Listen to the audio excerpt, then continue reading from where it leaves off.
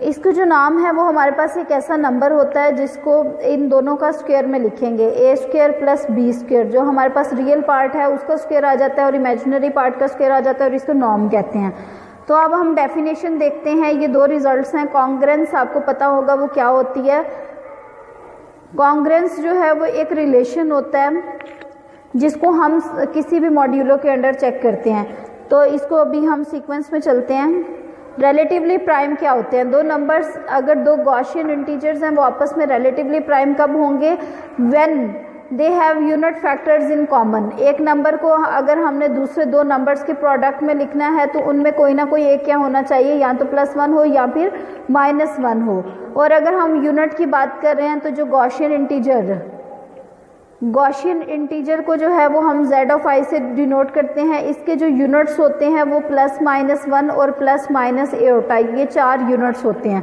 ऐसा नंबर जिसको हम इन चारों में से किसी के भी मल्टीपल में लिख सकें वो हमारे पास प्राइम नंबर कहलाता है।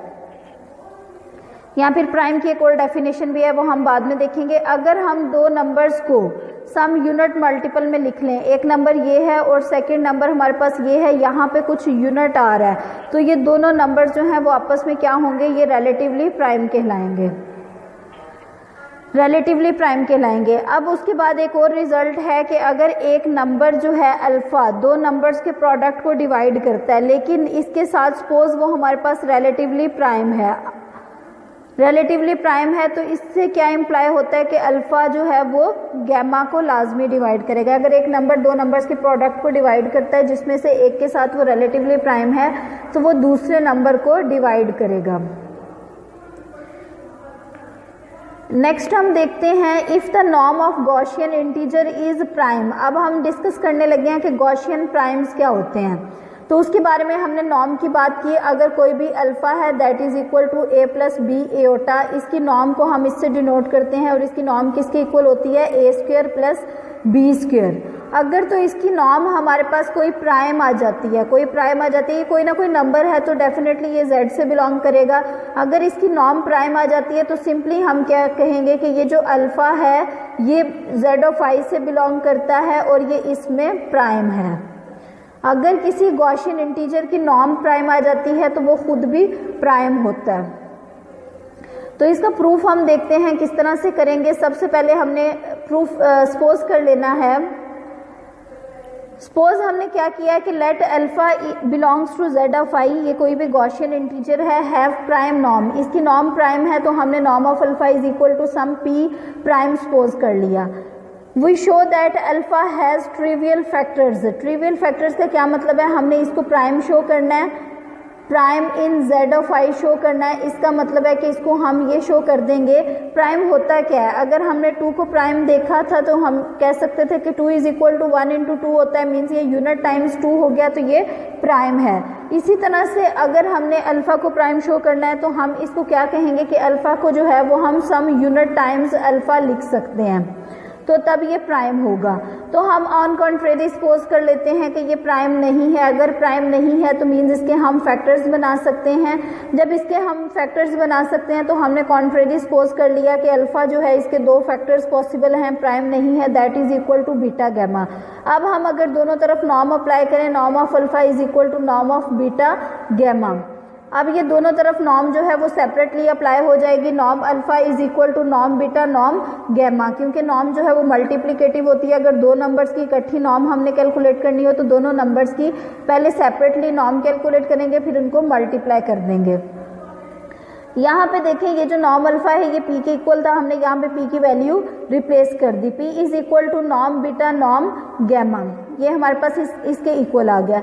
लेकिन p तो प्राइम है और हमें पता है कि प्राइम नंबर को जो है वो फर्दर दो नंबर्स के प्रोडक्ट में हम नहीं लिख सकते, लेकिन यूनिट टाइम्स हम लिख सकते हैं। जब हम इसको यूनिट टाइम्स लिख सकते हैं तो या तो नॉर्म ऑफ अल्फा 1 होगा या फिर नॉर्म ऑफ बीटा 1 होगा, क्योंकि प्राइम p है। p आपको पता है या 7 होता है या 5 होता है, 11 होता है, इस तरह के नंबर्स आते हैं। तो हम p को 7 है तो हम इसको नॉन यूनिट एलिमेंट्स के प्रोडक्ट में नहीं लिख सकते, या तो हम इनको 1 × 7 कहेंगे या 7 × 1 कहेंगे, इस तरह की इसको रिप्रेजेंटेशन देंगे। तो इस तरह से अगर ये दो के प्रोडक्ट में नॉर्म जो है वो कोई ना कोई वैल्यू होती है, कोई ना कोई नंबर आता है, अगर हम इसको दो के प्रोडक्ट में लिख रहे हैं तो इट मीन्स दोनों में से कोई ना कोई जो है वो यूनिट होगा, दैट इज इक्वल टू 1 होगा। जब दोनों में से कोई एक यूनिट होगा तो इसका मतलब है जो हमने ऑन कॉन्ट्रेरी सपोज किया था वो होल्ड ही नहीं करता। ऑन कॉन्ट्रेरी हमने कहा था कि जो अल्फा है उसको बीटा गैमा के प्रोडक्ट में लिख सकते हैं, लेकिन उन दोनों में से कोई किसी एक की नाम यूनिट आ गई। यूनिट नाम तभी आएगी जब ये खुद यूनिट होंगे, यूनिट होंगे तो इनकी नॉर्म यूनिट आएगी, अदरवाइज नहीं आएगी। तो इसका मतलब है जो हमने सपोज किया था वो ठीक नहीं था। So alpha does not admit non trivial factors, दस अल्फा इज अ प्राइम। तो अगर कोई भी आपके पास गॉसियन इंटीजर आ जाता है, गॉसियन इंटीजर हम सपोज कर लेते हैं 2 + 3 एओटा इस फॉर्म का है, हमने ये देखना है कि क्या ये प्राइम है कि नहीं है। हम इसकी नॉर्म कैलकुलेट कर लेंगे। नॉर्म ऑफ 2 + 3 एओटा, हमें पता है इसकी नॉर्म होती है 2 स्क्वायर + 3 स्क्वायर। 2 स्क्वायर हमारे पास 4 आ गया और 3 स्क्वायर 9 आ गया। 4 + 9 दैट इज इक्वल टू 13, जो कि 1 नहीं है, या फिर नॉर्म ऑफ अल्फा जो है ये हमारे पास प्राइम आ गया।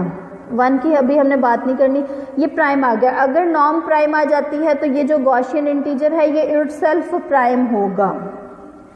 ये सिंपल ये बात कन्वे कर रहा है ये वाला रिजल्ट जो है। अगर किसी भी गॉसियन इंटीजर की नॉर्म प्राइम आ जाती है तो ये तभी पॉसिबल है अगर वो गॉसियन इंटीजर जो है वो z ऑफ i में प्राइम हो। नेक्स्ट देखें कॉन्ग्रेंस क्या होती है for Gaussian integers alpha beta gamma. हम गॉसियन इंटीजर्स की बात कर रहे हैं तो जो भी हम नंबर्स लेंगे वो तीनों उसी के लेंगे। अगर alpha congruent to beta mod gamma आ जाए, मॉड गैमा का क्या मतलब है, यहाँ पे जो है ये बेसिकली रिमाइंडर्स होते हैं। रिमाइंडर्स होते हैं किसके, अल्फा के। जब हम उसको गैमा पे डिवाइड करें तो जो भी आएगा वो हमारे पास बीटा कहलाता है। इसकी एग्जांपल हम देख सकते हैं 5 is congruent to what mod 2। Mod 2 में अगर हम देखें तो 5 किसके इक्वल आता है, 1 के इक्वल आता है। क्योंकि अगर हम 5 को लिखें तो मॉड का कोई भी मल्टीपल हम इस 5 में ऐड कर सकते हैं, सबट्रैक्ट कर सकते हैं, इस तरह के ऑपरेशंस इस पे अप्लाई कर सकते हैं। तो ये जो एक डेफिनेशन थी और इसको हम इस फॉर्म में भी लिख सकते हैं, या तो इस फॉर्म में हो या फिर हम ये लिख सकें कि ये जो गैमा है, गैमा किसको डिवाइड करे, इस बीटा को हम दूसरी तरफ ले गए अल्फा माइनस बीटा को डिवाइड करे, या ये हो या फिर ये वाला रिजल्ट हो alpha is congruent to beta mod gamma. ये दोनों क्या है, ये आपस में इक्विवेलेंट हैं। अब ये हम क्यों डिस्कस कर रहे हैं, गॉसियन इंटीजर में हमने देखना है कि क्या जो कॉन्ग्रुएंस है उसका सोल्यूशन एग्जिस्ट करता है कि नहीं करता, अगर करता है तो उसका सोल्यूशन क्या होगा। तो ये एक रिजल्ट है हमारे पास for alpha beta belongs to z of i। अगर कोई से दो गॉसियन इंटीजर्स हैं और बीटा नॉन जीरो है, बीटा क्या है हमारे पास नॉन जीरो है और ये कॉन्ग्रुएंस है। कॉन्ग्रुएंस क्या है, ax is congruent to 1 mod beta, alpha x is congruent to 1 mod beta. यहाँ पे ये जो अल्फा और बीटा है इनके बारे में एक कंडीशन यहाँ पे गिवन है कि ये रिलेटिवली प्राइम हो। अल्फा बीटा रिलेटिवली प्राइम का क्या मतलब है, इनकी जीसीडी हमारे पास 1 हो। For alpha beta in z of i, beta क्या है, बीटा नॉन जीरो होना चाहिए, beta is non zero, beta non zero हो और अल्फा बीटा जो है वो आपस में रिलेटिवली प्राइम हो। ये वाली सॉल्वेबल होगी, ये जो इक्वेशन है ये सॉल्वेबल होगी। कब सॉल्वेबल होगी, अगर बीटा नॉन जीरो हो तो ये जो लीनियर, आपको पता है कि x की जो डिग्री है वो हमारे पास 1 है, डिग्री 1 है, तो इस कॉन्ग्रुएंस को हम क्या कहेंगे, लीनियर कॉन्ग्रुएंस कहेंगे। तो ये जो लीनियर कॉन्ग्रुएंस है ये हमारे पास सॉल्व होगी। कब सॉल्वेबल होगी, अगर ये कंडीशन होल्ड करती है, अल्फा बीटा आपस में रिलेटिवली प्राइम है, किसमें, इन z of i। Gaussian integers में ये हमारे पास रिलेटिवली प्राइम है। नेक्स्ट देखें, अब नेक्स्ट है if alpha beta relatively prime. Alpha beta पे क्या कंडीशन है कि अगर वो रिलेटिवली प्राइम है, उनका जीसीडी 1 है, देन एनी लीनियर कॉन्ग्रुएंस, अगर हम कोई भी लीनियर कॉन्ग्रुएंस लें, alpha x is congruent to gamma times mod beta, अगर इस तरह का कोई भी लीनियर कॉन्ग्रुएंस लेते हैं, यहाँ पे तो हमारे पास 1 था, लेकिन ये जो है ये समहाउ इसको जनरलाइज किया गया है कि कोई भी गैमा, कोई भी गॉसियन इंटीजर होता है तो उसके लिए ये यूनिक सॉल्यूशन रखता है। तो इसका मतलब है हमने दो चीज़ें प्रूव करनी है। एक तो अगर सिंपल ये वाला स्पेशल पर्टिकुलर केस हो जिसमें गैमा हमारे पास 1 के इक्वल है, इसको देखेंगे कि क्या ये सॉल्वेबल है कि नहीं है। और अगर अल्फा बीटा दो रिलेटिवली प्राइम है इन z ऑफ i में और अल्फा बीटा जो है वो हमारे पास रिलेटिवली प्राइम है तो इट मीन्स ये सॉल्वेबल है। उसके बाद हम इसका जनरलाइज केस डिस्कस करेंगे कि 1 की जगह पे कोई भी आर्बिट्रेरी गैमा भी रख लें तो इसका यूनिक सोल्यूशन एग्जिस्ट करता है। यूनिक सोल्यूशन प्रूफ करने के लिए हम ऑन कॉन्ट्रेरी सपोज करेंगे कि इसके 2 सोल्यूशंस हैं, एट द एंड हमारे पास आ जाएगा कि वो दोनों आपस में कॉन्ग्रेंट हैं, तो इस तरह से वो यूनिक हो जाएगा। ओके, इसका प्रूफ देखें। सबसे पहले हमारे पास ये कॉन्ग्रेंस गिवन है, alpha x is congruent to 1 mod beta is solvable. ये हमने सपोज कर लिया कि ये सॉल्वेबल है। अगर ये सॉल्वेबल है तो कॉन्ग्रेंस की प्रॉपर्टी थी कि बीटा जो है वो किसको डिवाइड करता है, अल्फा एक्स माइनस 1 को डिवाइड करता है। तो हमने कह दिया बीटा जो है वो अल्फा एक्स माइनस 1 को डिवाइड करता है। यहाँ पे फैक्टर की डेफिनेशन अप्लाई करेंगे। फैक्टर की डेफिनेशन क्या थी कि अल्फा एक्स माइनस 1 जो है वो सम कोशेंट टाइम्स बीटा आ जाएगा। तो हमने कोशेंट को गैमा से डिनोट कर दिया, that is equal to beta gamma. अब इसको रीअरेंज करें और इस बीटा गैमा को लेफ्ट साइड पे ले जाएं इस तरह से कि अल्फा बीटा जो है वो मर्ज ना हो। मीन्स अल्फा बीटा को हमने सेपरेट रखना है, जो बाकी चीज़ें होंगी उनको ब्रैकेट में रख लेंगे। तो इस फॉर्म में आ गया alpha x minus beta gamma is equal to 1। हमने क्या शो करना था कि अल्फा बीटा रिलेटिवली प्राइम है। अल्फा बीटा क्या है, रिलेटिवली प्राइम है। रिलेटिवली प्राइम का क्या मतलब है कि इनका जो जीसीडी है वो हमारे पास 1 है। तो यहाँ पे देखें इस इक्वेशन को हम एक और फॉर्म में रीअरेंज कर सकते हैं। इसको हम लिख सकते हैं alpha x plus beta times minus gamma is equal to 1। तो अगर हम जीसीडी का देखें, जीसीडी के बारे में हमने एक रिजल्ट पढ़ा था कि अगर ए बी का जीसीडी जो है वो डी है तो 2 हमारे पास इंटीजर्स ऐसे लाजमी एग्जिस्ट करेंगे कि इस ए और बी को a s plus b t is equal to d लिख सकें। मीन्स इस डी को जो है वो हम उन दोनों नंबर्स के लीनियर कॉम्बिनेशन में लिख सकें for some s t belongs to z, ये सेट ऑफ इंटीजर से बिलोंग करे। तो इस केस में अगर हम देखें, इस केस में क्या है कि alpha x minus beta gamma is equal to 1 है। इसको रीअरेंज किया, अल्फा को हमने सेपरेट रख लिया, बीटा को सेपरेट रख लिया। ये एक्स और गैमा जो है वो हमारे पास इंटीजर्स हैं, दैट इज इक्वल टू 1। हमें पता है कि जो रिलेशन है ये डी के इक्वल होता है, तो इससे डायरेक्टली हमें पता लग गया कि अल्फा और बीटा का जो जीसीडी है वो डी है और इस केस में वो हमारे पास 1 है।